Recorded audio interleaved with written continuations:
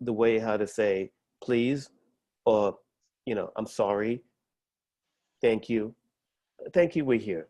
But to use the word, would you mind if, would you please, allow me to, you know what I mean? And when we use these, we've lost it, because we feel like we don't have to do that anymore. We just go right in and just like, But there's something that those words, that kindness, it brings kindness. It breaks down the resistance field in the connection that we're having with others, because it really shows this humility kind of thing.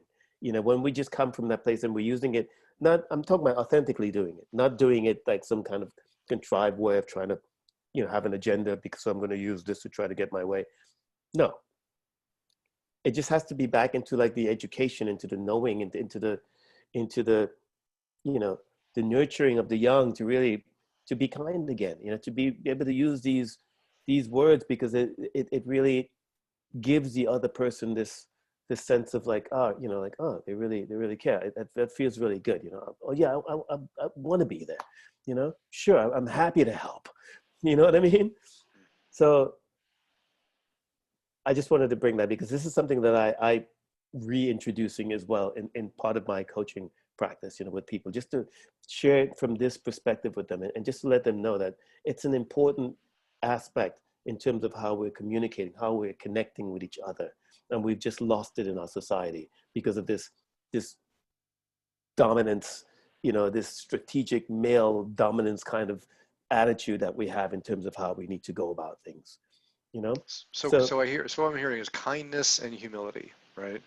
And you're right. I agree with you. I mean, the example of leadership these days is assertion, drive, overpowering. Everything that we see, that's what we don't want leadership to be.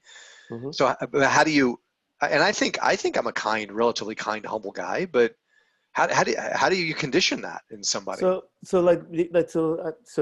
Great question, thank you for asking. And like what you were suggesting is like, well, I hope she's okay with this. I'm gonna just put it out, and just, and I hope she's gonna be okay with it.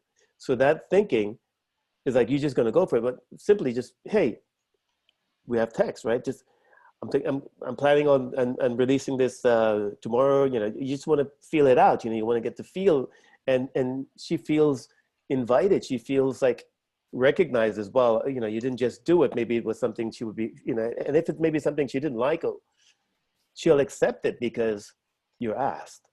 You put it, you send a note. Or you just informing us. Like, I'm planning on sending this out tomorrow. Hope you guys are okay with that. But that's what I was thinking. Okay, boom. You know what I'm saying? So instead of being assertive and asserting my will, and in a context, part of me thinks that's leadership, right? But Leadership is there's a assertion. time and place for that. You have to know where to assert and that kind of leadership. But we're dealing with leaders here. We're all leaders in our own rights. So we want to be respected. We want to be, and again, the true leadership, the new kind of leadership, right, wants to get the other person to buy in. You always want to get them to buy in. You know what I mean? You always want to get their It's just like when you do emailing, these days, the companies won't just let you um, get people's email. You got to get some permission from you know what I'm talking about? You got to get permission from the people to Yeah, really sign the in. opt-in, You got to get right? them to opt in order to, or that's an illegal thing, right? It's Right. a kind of similar thing here. You kind of want to get them to, because once they go, then we got them, Right.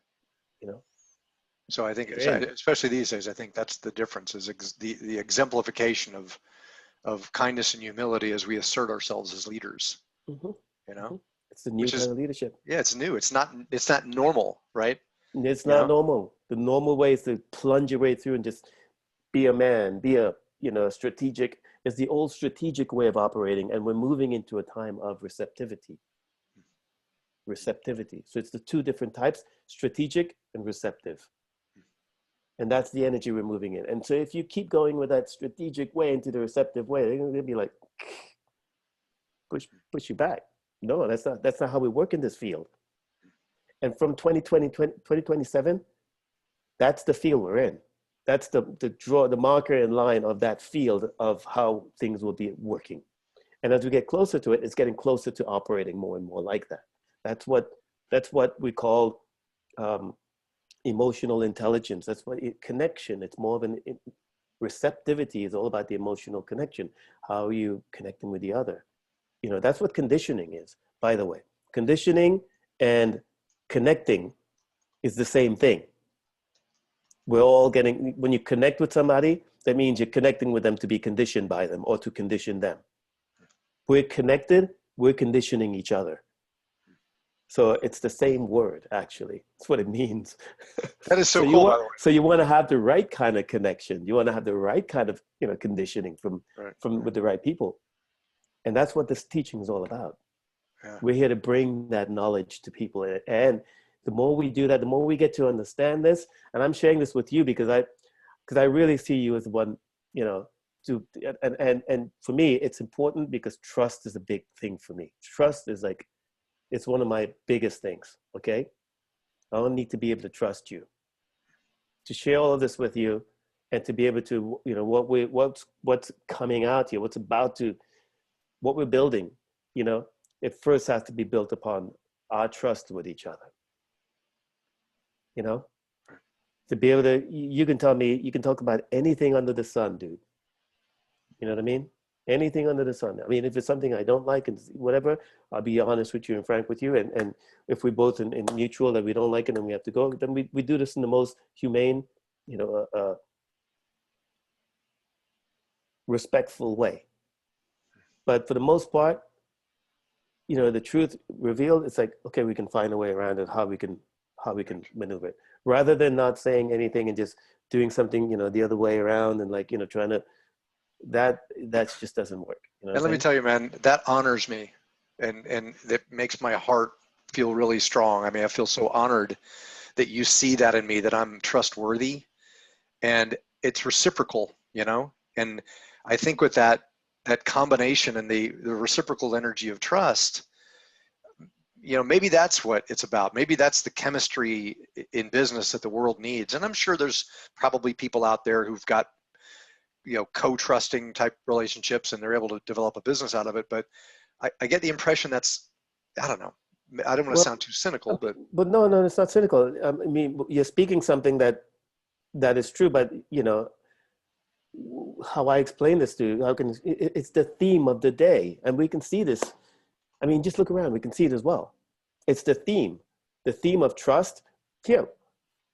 The highest office, not just in this country, it's like the highest office on the fucking planet, dude. You know, yep. You know, and there is an issue of trust. So, and it splinters out to the entire planet, trust, and we're all impacted by it. Every single one of us. The whole notion of fake news and what's real and what's fake, and there's so much garbage is constantly being pumped out left and right around what's real and what's not real, that it's so distorted that people don't know what to think anymore. They don't know what to believe. So this is why this information, this message that we're here to bring, of teaching people that the thing to trust is in you. And that's what the whole thing, that's why it's happening. It's happening to bring us back to that place so that we can trust ourselves to be able to trust the other. You know, it's almost like we're seeing something as an example of what not to be, so that we can actually have a standard to make distinctions against, right? It's like a yin yang. I mean, it's so cliche, right? Yeah. Dark light, right? That's the paradigm we live in. Yeah. You know, so it's interesting when people say, you know, they trying to change the whole, you know, they want to change the world and the way around duality, the whole duality concept. I mean, I heard Martin saying that, but he's not the first. Believe me, I've met with so many people saying this. And I just look at them like, yeah, okay, how the hell are you going to do that? Right. It's like trying to change existence. You know, you have no clue, dude.